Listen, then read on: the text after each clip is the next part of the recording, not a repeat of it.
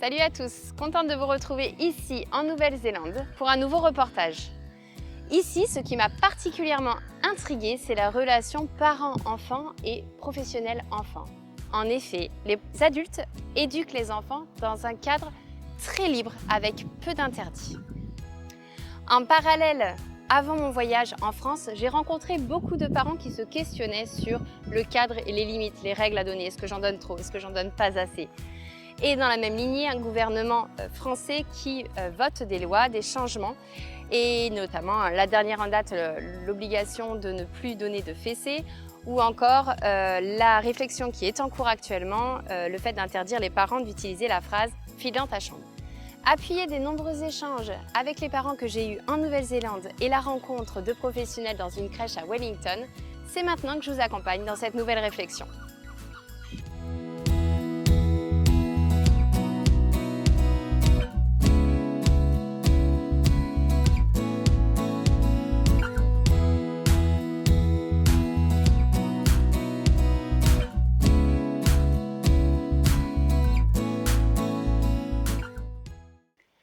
L'autorité amène fatalement la question des règles, des limites et des interdits.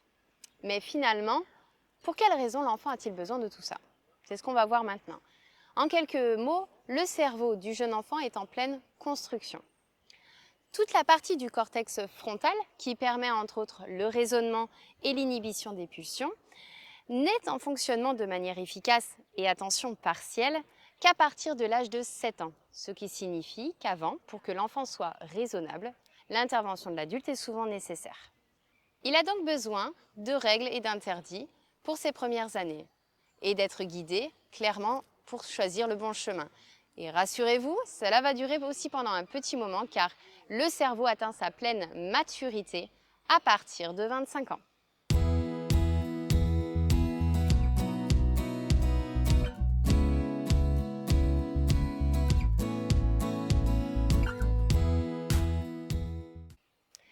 Donc le cadre est essentiel pour que l'enfant puisse se repérer sur ce qu'il peut faire et ce qu'il ne peut pas faire. Maintenant, qu'est-ce que nous entendons par cadre?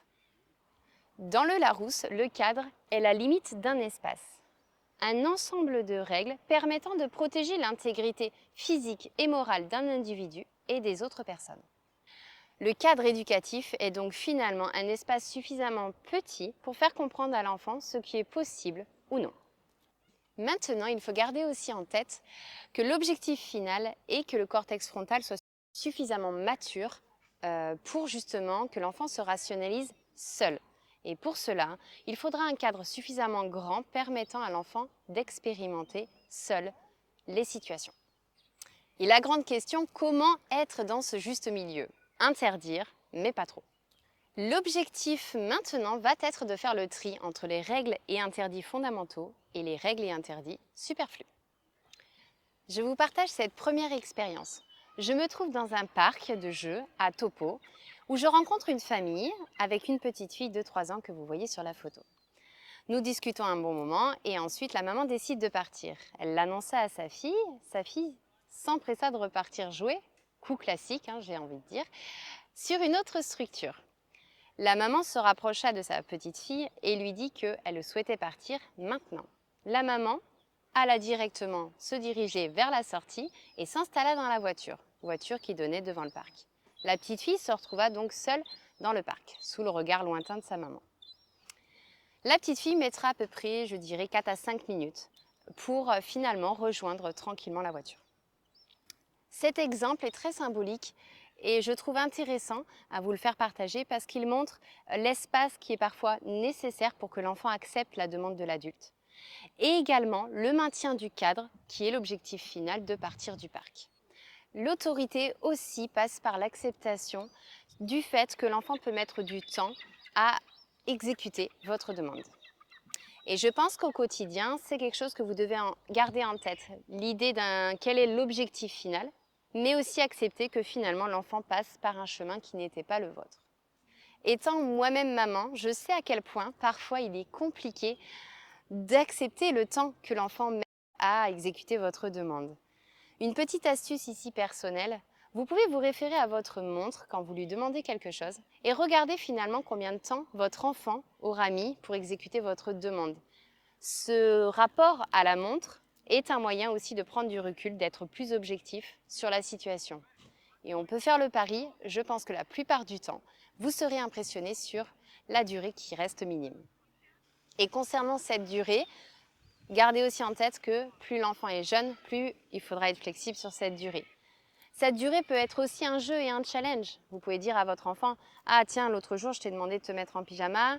Moi, j'ai regardé, tu as mis à peu près 10 minutes. Est-ce que tu crois que tu es capable de faire moins ?» Et là, ce côté ludique peut être aussi un côté éducatif intéressant. Autre expérience que je vous partage sur la souplesse du cadre.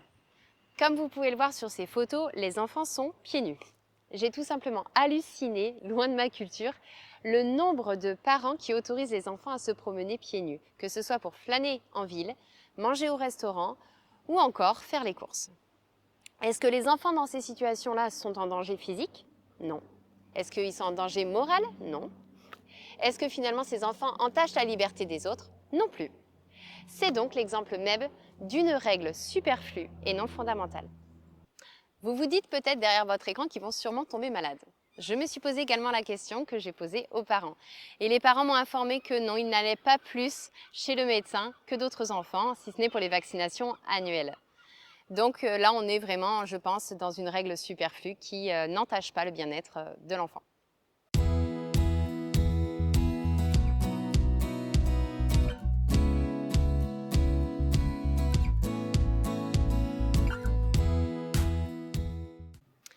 Autre expérience, je vous amène avec moi maintenant dans une crèche qui se trouve la crèche ACBD de Wellington, dans la capitale de la Nouvelle-Zélande. J'ai rencontré une responsable qui m'a expliqué le fonctionnement et les règles imposées dans la structure aux enfants. Comme vous le voyez sur ces images, vous voyez plusieurs structures et je me suis aperçue qu'il y avait vraiment très peu d'interdits. Pour exemple, les enfants pouvaient utiliser l'eau en permanence, voire même se mouiller.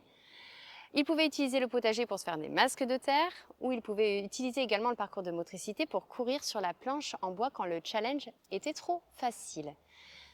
Tous ces exemples m'ont vraiment amené la question, et c'est ce que je lui ai posé, pourquoi n'y a-t-il pas des interdits par rapport à ces exemples-là? Et elle m'a répondu une phrase assez symbolique, pourquoi ce ne serait pas autorisé? En effet, le seul risque potentiel dans ces expériences, c'est qu'ils se salissent ou qu'ils chutent. Cette responsable met tout simplement en exergue que les interdits peuvent entacher l'expérience. Je lui ai posé une seconde question, car ayant en tête les problématiques aussi d'enfants rois qu'on rencontre actuellement, j'avais envie de lui demander son avis sur le fait, à l'extrême, de ne dire que très peu de limites et d'interdits aux enfants. Et est-ce que le moment où l'enfant est vraiment confronté à un interdit, comment le vit-il? Est-ce qu'il l'accepte vraiment? Et de ça, elle m'a expliqué qu'au contraire, le fait qu'il y ait peu de limites et d'interdits, les enfants ont une concentration qui est beaucoup plus efficace dessus, car ils n'ont pas un énorme nombre de règles et d'interdits à intégrer. Et elle m'a dit aussi cette phrase assez jolie, je trouve, un enfant c'est comme une fleur, plus on l'arrose, moins elle s'épanouit. Donc, parents professionnels, essayons de réfléchir sur cette idée-là, à se dire de ne pas inonder de règles notre enfant pour que justement il puisse intégrer un maximum de choses. Et ça nous évitera peut-être en tant qu'adultes de dire la fameuse phrase « Pourquoi tu fais ça? C'est interdit, je te l'avais dit !» Oui, c'est vrai, vous lui avez dit, mais il s'en souvient peut-être plus.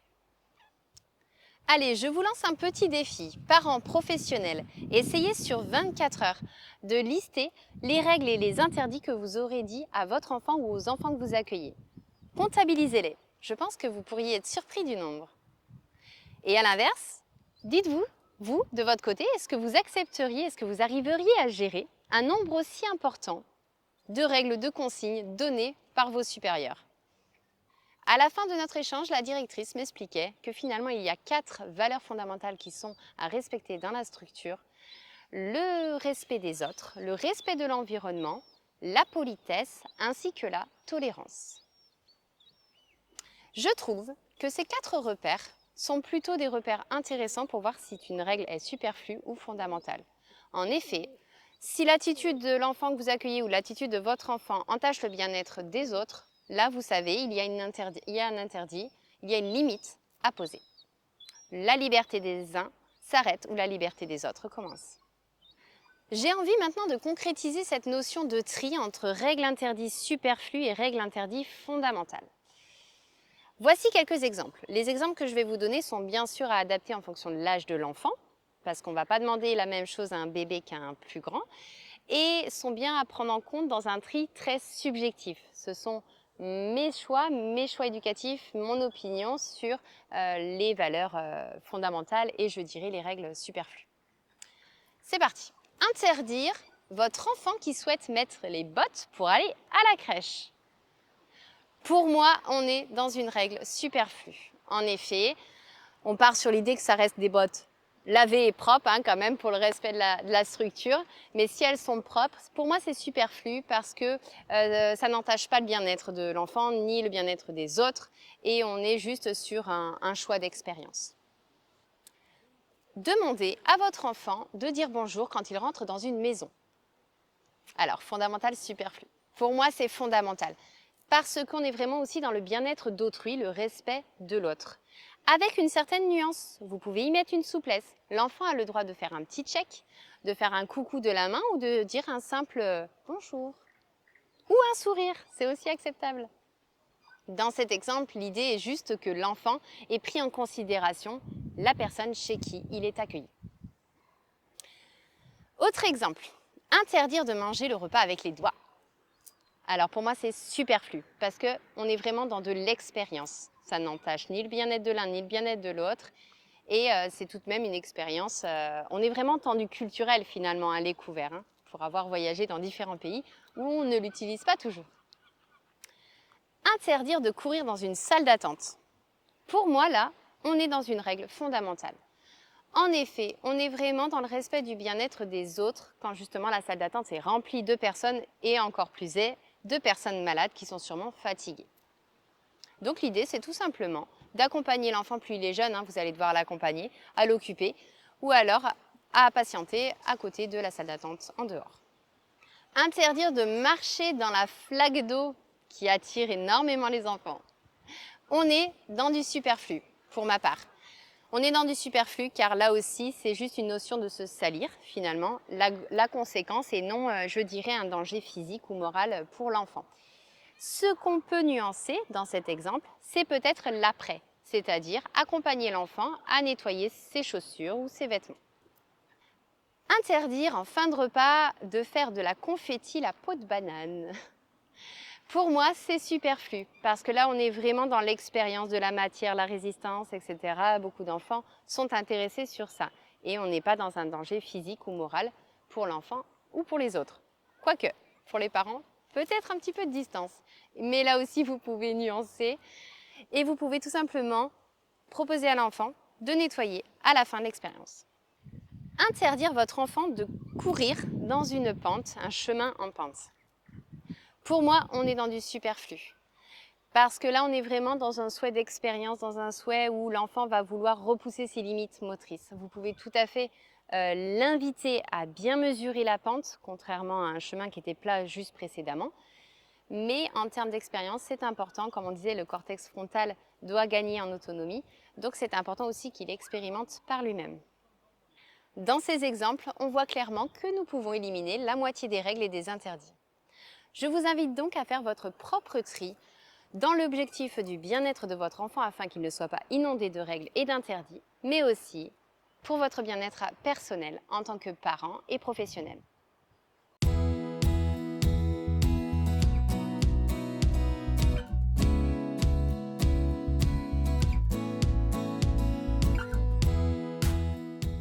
À ce sujet, me vient une question. Est-ce que finalement, le burn-out parental que nous observons en France qui cesse de monter année après année ne serait pas lié en partie à un souhait des parents de vouloir à la fois introduire des valeurs fondamentales, comme on parlait tout à l'heure, mais au-delà d'établir une sorte de contrôle des gestes permanents des enfants. L'autorité n'est donc pas, à mon sens, qu'un moyen d'interdiction, mais aussi un moyen de permission.